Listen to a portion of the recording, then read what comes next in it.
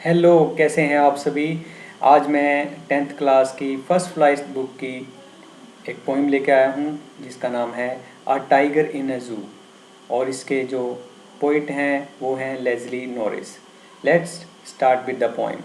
He Starks in his vivid stripes, the few steps of his cage, on pads of velvet quiet, in his quiet rage।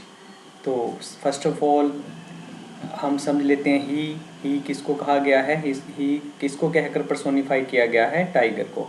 He stalks in his vivid stripes. तो stalk मतलब पीछा करना, follow करना। In his vivid stripes, vivid मतलब बहुत ही bright, बहुत ही clear. Stripes, stripes मतलब जो टाइगर की बॉडी के ऊपर धारियां होती हैं उसको बोलते हैं vivid stripes. The few steps of his cage, जैसे कि इसके टाइटल से ही हमें पता है कि ये एक जू के बारे में, एक चिड़ियाघर के बारे में है। तो वो टाइगर अभी क्या कर पा रहा है, सिर्फ थोड़े से स्टेप ले पाता है अपनी केज के अंदर। आपको पता ही है केज इतनी बड़ी भी नहीं होती, तो वो उस पिंजरे के अंदर जिसके अंदर वो कैद है थोड़े से स्टेप लेता है। और वो चलता कैसे है, फॉलो कैसे करता है, चलता कैसे है, अपनी विविड, अपनी जो ब्राइट कलरफुल स्ट्राइप जो धारियाँ हैं उसकी बॉडी के ऊपर, उसको लेकर वो उन केज के अंदर, उस पिंजरे के अंदर थोड़ा सा चलता है। On pads of his velvet quiet, in his quiet rage. तो वो चलता कैसे है, उसके पैड्स, पैड्स किसको कहा गया है, उसके पाज को, जो उसके पैर के नीचे के पार्ट है उसको पाज बोलते हैं। ऑफ वेलवेट क्वाइट, तो उसके पंजे हैं, जो पंजों के नीचे की जो स्किन है वो वेलवेट की तरह है। वेलवेट एक तरह का एक फैब्रिक होता है, कपड़ा होता है जो कि बहुत सॉफ्ट होता है। तो कहते हैं कि उसके पैड्स, उसके जो पंजे हैं, पाज हैं उसके, वो वेलवेट की तरह बहुत ही शांत हैं, उसमें कोई शोर नहीं है। In his quiet rage, in his quiet rage मतलब यानी कि उसको बहुत ज़्यादा अनकंट्रोलेबल एंगर है। रेज मतलब ऐसा गुस्सा जो कि कंट्रोल ना हो पाए, उसका एक नेचर ही है टाइगर का, एक रेज होना उसके अंदर, उसके अंदर एक अनकंट्रोलेबल एंगर होना एक कॉमन सी बात है। इन हिज क्वाइट यानी वो क्वाइट है उसके अंदर, पिंजरे के अंदर, क्योंकि वो अपनी नेचुरल हैबिटेट में नहीं है, अपने नेचुरल प्लेस पे नहीं है, तो वो क्वाइट है। लेकिन उसके अंदर अनकंट्रोलेबल, ना कंट्रोल होने वाला गुस्सा उसके अंदर भरा हुआ है। तो एक बार देख लेते हैं दोबारा से कि टाइगर क्या करता है, जो उसकी बॉडी है बहुत ही ब्राइट है, जिसके अंदर स्ट्राइप्स हैं, धारियां लगी हैं, उसकी बॉडी पे धारियां हैं, और वो उनको धारियों को लेकर अपनी बॉडी को, चमकदार बॉडी को लेकर वहाँ घूमता है। A few steps of his cage, अपनी केज में थोड़े से स्टेप लेता है। कैसे स्टेप लेता है, on pads of velvet quite, उसके पैड हैं, जो उसके उसके पंजे हैं, उसके जो पाज हैं, उसके जो पैर हैं वेलवेट क्वाइट यानी कि एक वेलवेट के कपड़े की तरह सॉफ्ट, यानी कि बिना शोर के वो उसके अंदर घूमता है, लेकिन उसके अंदर अनकंट्रोलेबल कंट्रोलेबल एंगर है, गुस्सा है। He should be lurking in shadow, sliding through long grass near the water hole where plump deer pass. He should be, तो पोइट क्या कहना चाह रहे हैं, लेज़ली नॉरिस क्या कहना चाह रहे हैं, उसको होना तो कहाँ चाहिए था, शेडो में, कहीं छुप कर। शेडो मतलब किसी पेड़ के पीछे, किसी घास फूस के पीछे छुप कर। लर्किंग, लर्किंग का मतलब होता है जब कोई कहीं छुपा रहे लड़ाई करने के लिए या अपने शिकार करने के लिए, लर्किंग होता है। लर्किंग करना मतलब कहीं किसी पेड़ के पीछे या किसी चीज़ के पीछे छुपकर अपने शिकार का, अपने अपने फाइट करने के लिए वेट करते रहना। वो कहता कि पोइट उसको होना कहाँ चाहिए था, एक कहीं छुपकर पीछे पेड़ पे या किसी घास के पीछे छुपना चाहिए था। स्लाइडिंग थ्रू लॉन्ग ग्रास, एक लंबी घास के नीचे, घास फूस के नीचे स्लाइड करते हुए धीरे धीरे। यही टाइगर का एक मैनर भी है, जब वो अपने अपने शिकार करता है तो वो ऐसे धीरे धीरे स्लाइड करके, धीरे से। और हमने पहले स्टैंजा में भी पढ़ा कि उसके पाँव कैसे हैं, उसके पंजे कैसे हैं, उसके पैर कैसे हैं, वेलवेट, वेलवेट की तरह सॉफ्ट है, जिसकी कोई आवाज़ भी नहीं होती। तो असल में तो उसको क्या करना चाहिए होता है, होना चाहिए कि किसी शैडो के पीछे छुपकर, किसी पेड़ के ग्रास के पीछे छुपकर धीरे धीरे स्लाइड करते हुए नीचे उतरते हुए नियर द वाटर होल, एक पानी जहाँ पानी हो वहाँ पे आए, और बेयर प्लम्प डियर पास, जहाँ पे मोटे ताजे, प्लम्प मतलब भरे पूरे ताजे, डियर हिरण पास करते हो, क्योंकि टाइगर का सबसे फेवरेट जो शिकार है वो डियर माना जाता है, उसको डियर सबसे ज़्यादा पसंद आता है। कहते वहाँ पे उसको छुपना चाहिए, ही शुड बी। इस लाइन से हमें समझना चाहिए कि पोइट क्या कह रहा है तो वो केज के अंदर है, तो वो कैद, लेकिन असल में तो उसको कहाँ होना चाहिए, जंगल के अंदर होना चाहिए, जहाँ वो स्लाइड करके धीरे धीरे छुप के आए और अपने शिकार को धीरे धीरे छुपकर कहीं से स्लाइड करता हुए ग्रास में आए, और जहाँ पानी का स्रोत हो, कोई पानी हो कहीं पे, और जहाँ पे तगड़े तगड़े मोटे मोटे हिरन आते हों, वहाँ पे जाकर वो शिकार कर सके। ही should be snarling around houses. Snarling होता है मेकिंग एंग्री वार्निंग साउंड्स, यानी स्नार्ल होता है कि वार्निंग साउंड्स पैदा करना, डराना किसी को। He should be snarling around houses at the jungle's edge, wearing his white fangs, his claws, terrorizing the village। तो असल फिर वही लाइन आ गई, ही शुड बी। पोइट कहता है असल में होना उसको कहाँ चाहिए, स्नार्लिंग करते हुए, एक टेरर की, एक डर की शोर करते हुए, एक एंग्री वॉइस करते हुए, एंग्री वार्निंग करते हुए आना चाहिए घरों के आसपास, जंगल के किनारे। जंगल के किनारे, घरों में नहीं कह रहा, कि जंगल के किनारों पे आकर घरों को एक वार्निंग साउंड देनी चाहिए, एक डरावा देना चाहिए, डराना चाहिए। बेयरिंग हिज वाइट फैंग्स, और वेयरिंग होता है अपने एक्सपोज करना, दिखा देना। बेयरिंग हिज वाइट फैंग्स, उसके जो वाइट नाखून हैं, जो उसके वाइट फैंग्स हैं, लार्ज शार्प टीथ हैं, सॉरी फैंग्स मतलब टीथ, उसके जो टीथ हैं, वाइट टीथ हैं, उनको दिखाना चाहिए। हिज क्लॉज, उसके जो पंजे हैं उनको दिखाते हुए, टेरराइजिंग द विलेज, तो उसको विलेज को डराना चाहिए, शुड बी। फिर वही वर्ड आ गया, मैं रिपीट कर दूं कि इसको क्या करना चाहिए, उसको वार्निंग साउंड करनी चाहिए जंगल के किनारे से, घरों के आसपास।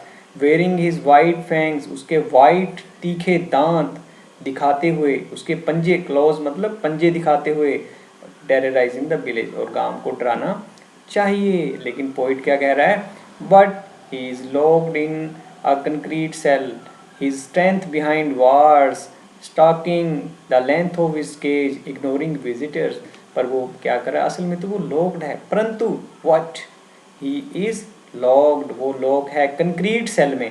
कंक्रीट सेल जो सीमेंट, बजरी और रेत से मिलाकर पक्का मटेरियल बनाया गया उसको कहते हैं कंक्रीट सेल। वो तो एक पक्के सीमेंटेड प्लेस में बंद है, प्ले एक जेल के अंदर, एक तरह से सेल के अंदर, एक कमरे के अंदर बंद है, वो एक केज के अंदर बंद है। हिज स्ट्रेंथ बिहाइंड वार्स, उसकी जो स्ट्रेंथ है, ताकत है, किसके पीछे बंद करके रख दी गई है, एक सीमेंटेड जेल के अंदर, एक सीमेंटेड सेल के अंदर, एक सीमेंटेड कमरे के अंदर उसकी ताकत को बंद करके रखा गया है। Stalking the length of his cage, वो स्टॉक कर रहा है, मूव कर रहा है, फॉलो कर रहा है, घूम रहा है। स्टॉकिंग मतलब फॉलो करना, घूमना। उस जो केज की, वो जो पिंजरे की जो लेंथ है उसकी लंबाई को नाप रहा है। इग्नोरिंग विजिटर्स, अब जब उसकी ताकत ही नहीं है तो वो विजिटर्स को भी इग्नोर कर रहा है, यानी कि उसको, उसका जो उसका जो बेसिक नेचर है वो है शिकार करना, तो विजिटर्स को भी क्यों देखेगा। यानी जो जू के अंदर विजिटर्स आए हैं, जो दर्शक आए हैं जानवरों को देखने के लिए या उस टाइगर को देखने के लिए, वो उनको इग्नोर कर रहा है। अगर असली हैबिटेट में होता, वो असली जंगल में होता, तो क्या वो जो लोग आए हैं क्या उनको इग्नोर कर सकता था? नहीं, वो उनका शिकार कर सकता था।